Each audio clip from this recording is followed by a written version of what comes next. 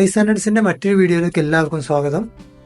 ഒരു ക്യാബേജ് തോരൻ എളുപ്പത്തിൽ എങ്ങനെ ഉണ്ടാക്കാമെന്ന് നമുക്ക് നോക്കാം. അതിനായിട്ട് ഞാനിവിടെ എടുത്തിരിക്കുന്നത് ഒരു ചെറിയ ക്യാബേജ് നല്ലോണം ചെറുതായി അരിഞ്ഞെടുത്തതാണ്. 250 ഗ്രാമാണ് ഞാനെടുത്ത ക്യാബേജിന്റെ വെയിറ്റ്. വളരെ ചെറിയൊരു ക്യാബേജാണ്. നന്നായിട്ട് കഴുകി അരിഞ്ഞ് വൃത്തിയാക്കി വെച്ചതാണ്.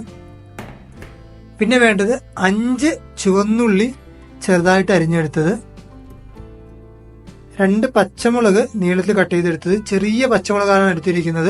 ഇനി നിങ്ങൾ വലിയ പച്ചമുളകാണ് എടുക്കുന്നതെങ്കിൽ 1 എടുക്കുക.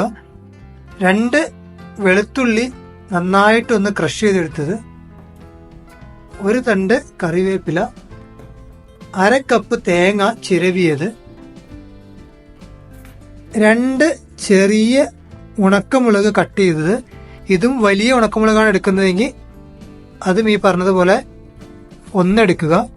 1/4 ടീസ്പൂൺ മഞ്ഞൾപ്പൊടി, 3/4 ടീസ്പൂൺ ഉപ്പ്, 1/2 ടീസ്പൂൺ കടുക്, 1 ടേബിൾ സ്പൂൺ വെളിച്ചെണ്ണ.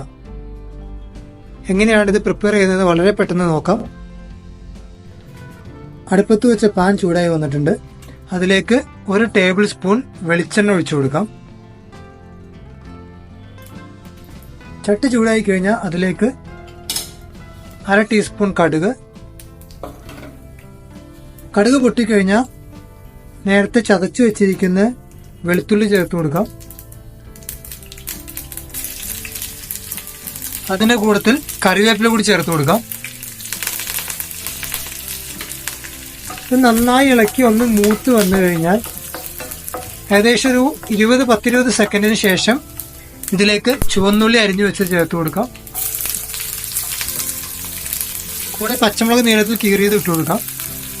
ഫ്ലെയിം മീഡിയം ഫ്ലെയിമിലേക്ക് മാറ്റുന്നുണ്ട്. 2 മിനിറ്റ് മീഡിയം ഫ്ലെയിമിൽ കുക്ക് ചെയ്യുമ്പോഴേക്കും ഈ ചുവന്നുള്ളി ഒന്ന് വെന്ത് കിട്ടും. ചുവന്നുള്ളി ഒന്ന് സോഫ്റ്റ് ആയാൽ മതി, ഒരുപാട് ബ്രൗൺ ഒന്നും ആവണ്ട. അതിലേക്ക് ഉണക്കമുളക് ഇട്ട് കൊടുക്കാം.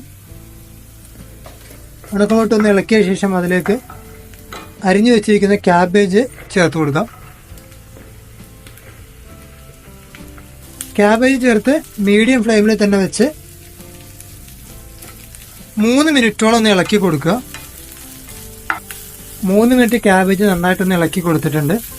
ഇതിലേക്ക് 3/4 ടീസ്പൂൺ ഉപ്പും 1/4 ടീസ്പൂൺ മഞ്ഞൾപ്പൊടി കൂടി ചേർത്ത് കൊടുക്കാം. വീണ്ടും നന്നായിട്ട് 2 മിനിറ്റ് കൂടി ഇളക്കി കൊടുക്കുക.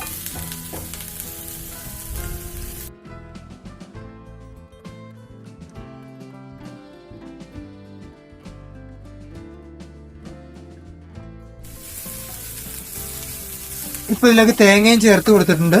തേങ്ങ ചേർത്ത് കൊടുത്ത് 1-2 മിനിറ്റ് കൂടി നന്നായിട്ട് ഇളക്കി യോജിപ്പിക്കുക. ഈ സമയത്ത് നമ്മൾ ചേർത്ത് ഉപ്പ് കറക്റ്റാണെന്ന് നോക്കുക. നമ്മൾ 3/4 ടീസ്പൂൺ ഉപ്പാണ് ചേർത്ത് കൊടുത്തിരിക്കുന്നത്. ഇനി ലോ ഫ്ലെയിമിലേക്ക് ഫ്ലെയിം മാറ്റി വെച്ച ശേഷം ഒരു മൂടി വെച്ച് അടച്ചു വെച്ച് 5 മിനിറ്റ് വേവിക്കാം. ഈ 5 മിനിറ്റ് ഇടയിൽ ഇടയ്ക്കിടക്കൊന്ന് ഇളക്കി കൊടുക്കണം, അല്ലെങ്കിൽ അടി കത്തിപ്പോവും. 5 മിനിറ്റ് മീഡിയം ഫ്ലെയിമിൽ കുക്ക് ചെയ്ത ശേഷം ക്യാബേജിന്റെ ഒരു പരുവ് എങ്ങനെയാണ്, നമ്മുടെ പാകത്തിനായിട്ടുണ്ട് വേവ്. ഇതിനി ഒരു സെർവിംഗ് പ്ലേറ്റിലേക്ക് മാറ്റാം.